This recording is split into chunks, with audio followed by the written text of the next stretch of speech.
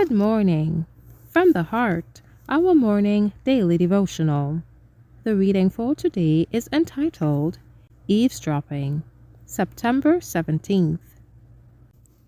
Christians, rouse and arm for conflict, nerve thee for the battlefield. Bear the helmet of salvation and the mighty gospel shield. Let the breastplate peace be on thee. Take the Spirit sword in hand.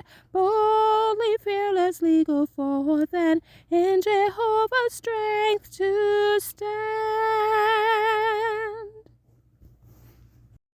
Judges 7 verses 10 and 11.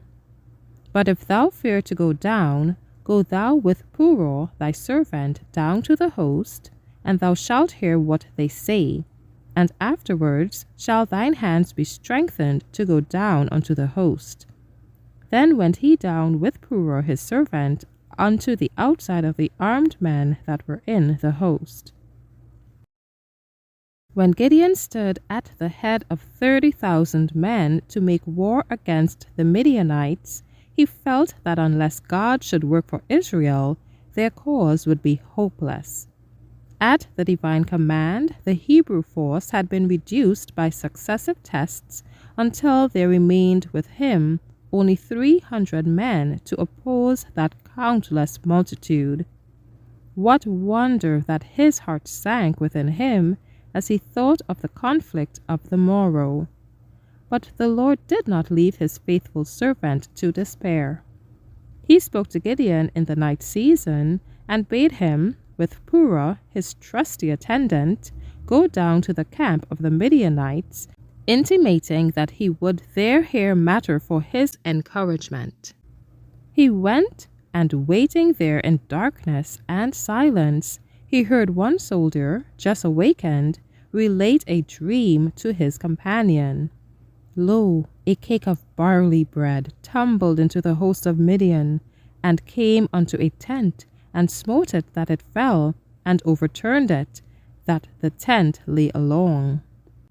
The other answered in words that stirred the heart of that unseen listener, This is nothing else save the sword of Gideon the son of Joash, a man of Israel. For into his hand hath God delivered Midian and all the host.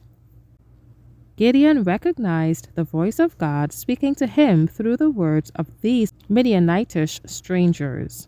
His faith and courage were greatly strengthened, and he rejoiced that Israel's God could work through the humblest means to abase human pride. With confidence and hope, he returned to the few men under his command, saying, Arise, for the Lord hath delivered into your hand the host of Midian. As that loaf overthrew the tent upon which it fell, so would the handful of Israelites destroy their numerous and powerful enemies.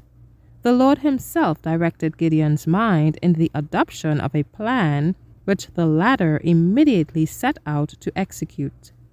What lessons of humility and faith may we not learn as we trace the dealings of God with his creatures? Thank you for listening. Shalom.